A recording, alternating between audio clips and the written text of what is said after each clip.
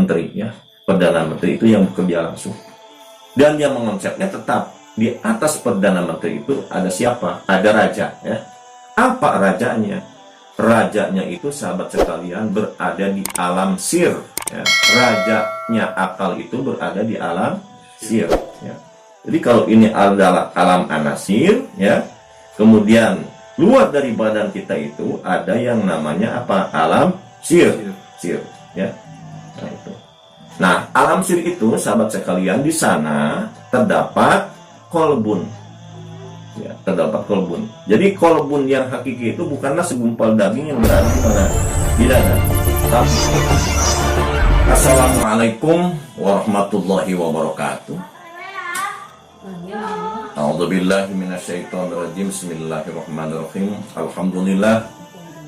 Wa syukrulillah wassalatu wassalamu ala rasulillah sayyidina wa maulana Muhammad bin Abdillah wa ala alihi wa sahbihi wa mawalah amma ba'du. Sahabat para penggemar channel Jejak Leluhur yang saya cintai, pada kesempatan kali ini saya sedang berduaan dengan anak saya. Dan saya akan memberikan nasihat tentang pengenalan diri. Dan nasihat pengenalan diri ini nanti tergantung apa yang akan ditanyakan oleh anak saya. Silakan, apa yang mau ditanyakan? Saya tidak akan bertanya jauh-jauh. Mungkin saya akan bertanya yang ada di depan saya dahulu. Boleh. Di depan saya ada sebuah teko dan sebuah cangkir. Mungkin bisa diperjelas artinya dan bisa diterangkan apa arti dari filsafatnya ini. Oh iya. Jadi ini sangat jauh sekali sahabat sekalian. Tapi saya sudah menantang mau apa yang ditanyakan. Saya menyuruhnya bertanya tentang diri ya, tentang pelajaran diri, tapi kok ini menyebutkan tentang apa? Teko dan apa? Cangkir. Ini sangat bagus sekali sahabat sekalian. Kalau kita memberikan penerangan, maka contohnya yang harus ada dekat kita sendiri. Kebetulan ini yang ditanyakan itu yang dekat dengan saya ya. Sahabat sekalian, ini teko kebetulan warnanya warna kuning emas ya. Kemudian ini pun cangkirnya itu berwarna merah. Nah, kedua dari benda ini, sahabat sekalian, ini menunjukkan harta dunia. Harta dunia. Nah, tentu saja untuk mendapatkan emas, kemudian mendapatkan perak, ini berakit-rakit ke hulu, berenang-renang ke tepian, bersakit-sakit dahulu, bersenang-senang kemudian. Jadi ini luar biasa capeknya sampai mendapatkan emas dan apa? Perak. Ya. Makanya sesuai dengan namanya bahwa teko ini, sahabat sekalian, ini kalau dalam bahasa Sundanya juga campur Jawa, sahabat sekalian, teko itu artinya dientek-entek jeung mengko. Jadi kalau kita akan mengeluarkan harta dunia ini sedikit-sedikit aja, gitu. Supaya tidak cepat habis untuk mengko, untuk nanti. Andai kata kita mau minum setengahnya saja, maka isilah apa? Setengah, betul? Ya. Andai kata ingin penuh sampai sini, boleh kita diisi sampai penuh, asal harus habis. Jangan sampai sudah diisi, malah dibuang. Itu namanya apa? Mubadir. Ini tamsil, sahabat sekalian. Pemborosan dalam kehidupan kita memang harus dikurangi dan harus dimanfaatkan. Baik untuk diri kita sendiri ataupun untuk orang lain. Nah, sahabat sekalian, apa hubungan antara teko dengan pengenalan diri? Ya, kan ada dalih man aropa nafsahu fakod aropa robahu. Siapa yang mengenal dirinya maka akan mengenal Tuhannya. Ini, sahabat sekalian, air yang kita minum, ya, maka jelas ini akan masuk ke mulut kita. Nah, setelah masuk mulut ke sini, mulut ini masih bagian kepala ya. Maka akan melalui tenggorokan sekaligus wilayah dada ya, sampai ke perut.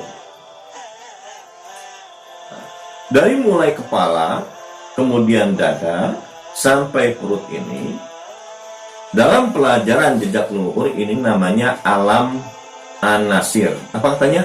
Alam anas. Alam anasir. Jadi raga wadah yang ada dalam diri kita. Jadi untuk mengenal kepada Tuhan, ya, untuk mengenal kepada Allah, maka yang harus kita kenali adalah diri kita sendiri. Betul nggak? Ini sahabat sekalian, air yang saya minum akan mengendap di mana ini? Perut. Dalam bahasa Arabnya apa? Butun. Betul nggak? Dan ini bukan hanya minuman saja, termasuk makanan. Butun.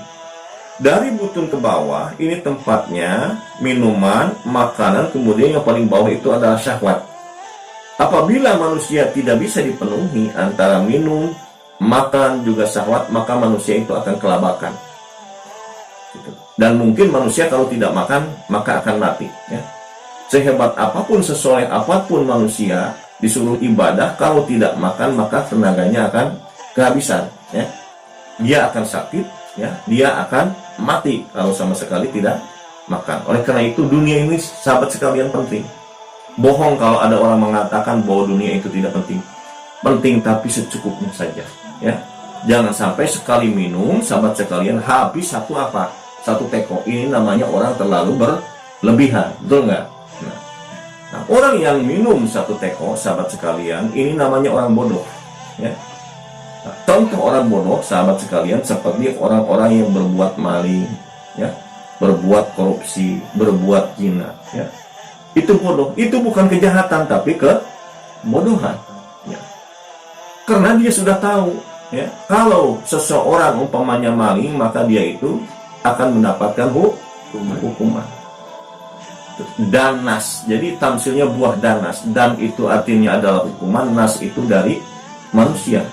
Sebelum dari Tuhan yang akan menghukum kepada diri kita sendiri adalah siapa? Manusia. Karena danas itu lambangnya banyak apanya? Banyak matanya, ya. Sekeliling kita itu banyak matanya, banyak saksi yang berbuat apa? Kesalahan. Jadi sebenarnya kejahatan itu tidak ada. Yang ada itu adalah kebodohan. Walaupun pendidikannya tinggi, tapi dia itu bodoh karena tidak mengerti sebab dan akibat. Betul nggak? Nah ini bagiannya perlu ke bawah. Nah, sahabat sekalian, untuk mengendalikan ini, bedanya manusia dengan binatang itu, kalau binatang, ya, tidak mempunyai akal, kalau manusia mempunyai akal. Tempatnya di kepala di sini, betul nggak? Betul. Nah, di kepala di sini. Sebenarnya manusia itu termasuk hayawan, sama hayawan. Hayawan itu artinya makhluk hidup, ya.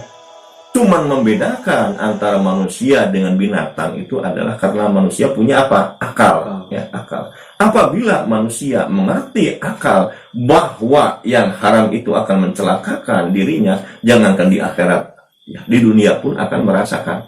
Betul nggak? Akan mendapatkan hukuman. Maka ini akal yang main, ya, akal. Ini dalam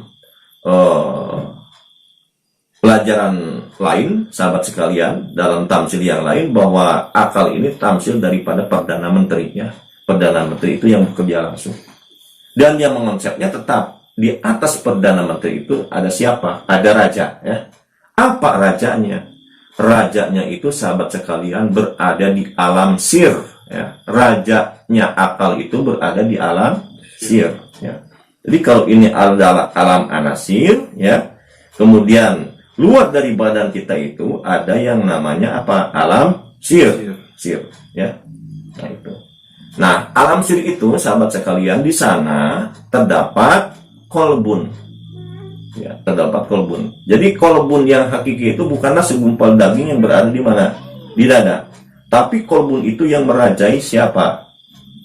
Akal kita. Apabila memang manusia itu akalnya diperbaiki, sahabat sekalian, bahkan pusat akalnya diperbaiki, yaitu apa? Kolbunnya, maka seluruh badan kita akan menjadi sehat, seluruh badan kita akan menjadi baik, seluruh badan kita akan menjadi selamat. Betul nggak?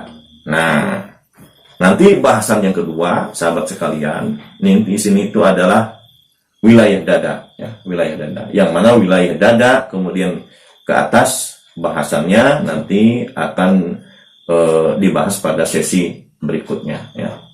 Ini tamsil daripada apa tadi, pertanyaan teko, kemudian apa, cangkir dihubungkan dengan jati diri kita. Jadi ini untuk pengenalan tentang jati diri kita.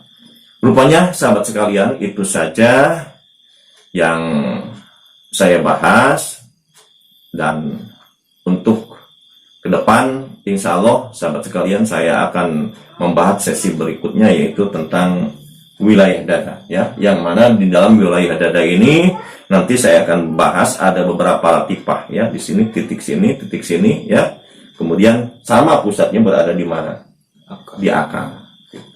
Ya. Saya mohon maaf atas segala kesalahan dan segala kekurangan, dan semoga bermanfaat khususnya untuk anak saya sendiri, juga saya dan umumnya untuk semuanya.